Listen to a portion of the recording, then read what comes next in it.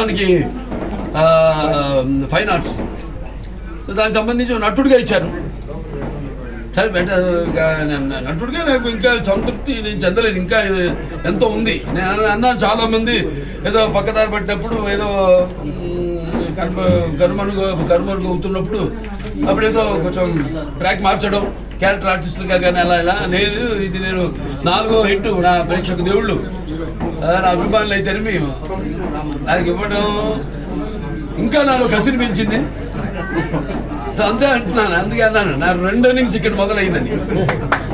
So thanks.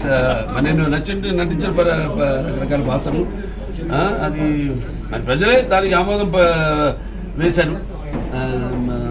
ప్రతి పాత్ర నాకు ఛాలెంజ్గా ఉండేది. నాకు ఎవరు ఛాలెంజ్ కాదు, నా పాత్రే నాకు, ప్రతి పాత్ర ఛాలెంజ్ నాకు.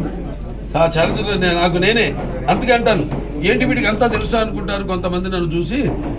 నాకంటే తెలుసుకునేంత గొప్ప విద్య ఇంక వేరేది లేదని నేను అంటాను. అంటే నా గురించి నేనే తెలుసుకుంటున్నాను.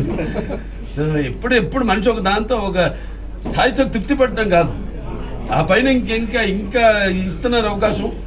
దాన్ని ఇంకా ఎలా మనల్ని మనం పదును పెట్టుకోవాలి అన్న ఒక తపన ఉండాలి. ఆ తపనే నన్ను నడిపిస్తుంది. అదే ఆ పుణ్య దంపతుల అమ్మగారు నాన్నగారు ఆశీస్సులు, ఆ కళామ్మ తల్లి ఆశీస్సులు, ప్రేక్షక దేవుల ప్రోత్సాహం. సార్ ఎన్టీఆర్ గారు సార్ దాని మీద మీరు తప్పకుండా అండి వస్తుంది కూడా. అదే అందరి కోరిక, మా అందరి కోరిక. అప్పటిదాకా అది వచ్చేదాకా కూడా నాకు ఈ పద్మభూషణలు ఇవన్నీ నేను అంటాను కదా, ఇప్పుడు పదవులకు నేను అలంకారం కానీ పదవులు నాకు అలంకారం కాదండి. రామారావుకి భారతరత్న వచ్చే వరకు అది రావాలని వస్తుంది తప్పకుండా, అది అలాగే ఉంటుంది. ఆకలి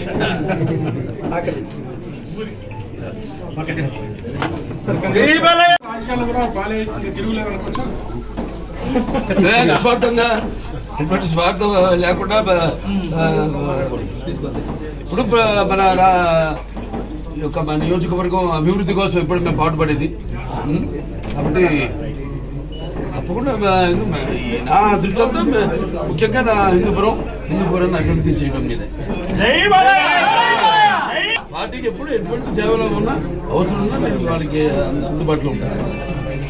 ఈ హిందూపురాన్ని కాదు, ఆ రకంగా నా సేవలు పార్టీ బలపరచడానికి తెలియదు. ఆ విషయంలో ఎక్కడ అవసరమైతే ఎందుకు వెళ్ళడం లేడని సందేహం వలతో ఎందుకు వెతికినా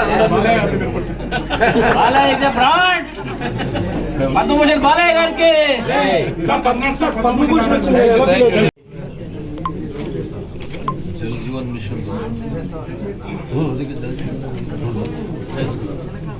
అలాగే మన ఏదైతే డంపింగ్ యార్డ్ ఉందో దాన్ని కూడా ఇప్పుడు ఏదైతే బిడ్ కాలేజ్ ఉందో అక్కడికి మొత్తం డంపింగ్ యార్డ్ని అక్కడికి షిఫ్ట్ చేసి మొత్తం ఈ నగరాన్ని ఎటువంటి పారిశుద్ధ్యం లేకుండా కఠినమైన చర్యలు తీసుకుంటూ జరుగుతుంది.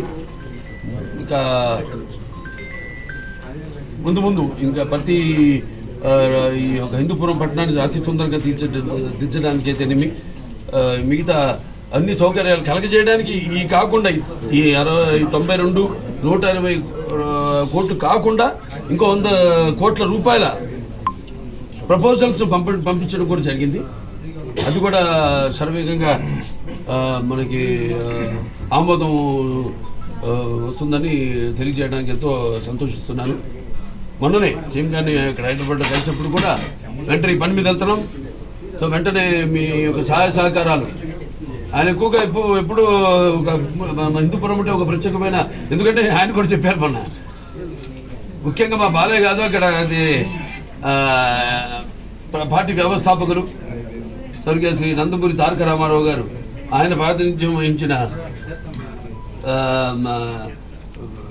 కాన్స్టిట్యుయెన్సీ. అలాగే అది కాకుండా కూడా భౌగోళికంగా ఎంతో మంచి భవిష్యత్తు ఉన్న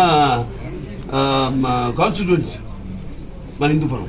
పక్కనే ఎయిర్పోర్ట్ ఉండడం కానీ, లేకపోతే ఆనాడు నాన్నగారు ప్రారంభించిన పారిశ్రామిక వాడైతేనేమి, లేకపోతే తర్వాత చంద్రబాబు నాయుడు గారు ఏదైతే అనుసంధానం చేసి ఈ యొక్క హెచ్ఎన్ఎస్ఎస్ నీళ్లు అందించడం అయితేనేమి అభినవ భగీరథుడు ఆయన, అలాగే కియా లాంటి పరిశ్రమలు రావడం అయితేనేమి, ఇప్పుడు ఇంకా ఎన్నో పరిశ్రమలు ముందుకు వస్తున్నాయి. చర్చలు జరుగుతున్నాయి వాళ్ళతో, వాళ్ళకి కావాల్సిన అవసరాలేంటి వాటిలన్నింటినీ కూడా. సో త్వరగతిన హిందూపురం ఒక తలమానికంగా మన రాష్ట్రంలోనే నిలబడడానికి మా అందరి శాసకులు, అందరి కౌన్సిలర్స్, ఇప్పుడు అందరికీ వారికైతేనేమి, ప్రభుత్వ అధికారులకైతే, మీకు మీ అందరికీ పాత్రికేయులు అందరికీ కూడా అయితే నేను మా కృతజ్ఞతలు తెలియజేసుకుంటున్నాను. బాలకృష్ణ గారికి స్వాగతం సుస్వాగతం, ఎంపీ పార్థసారథి గారికి స్వాగతం సుస్వాగతం, కౌన్సిల్ సభ్యులందరికీ పేరు పేరున పుట్టపర్తి వారి ఆదేశములు ఫారం 1 తేదీ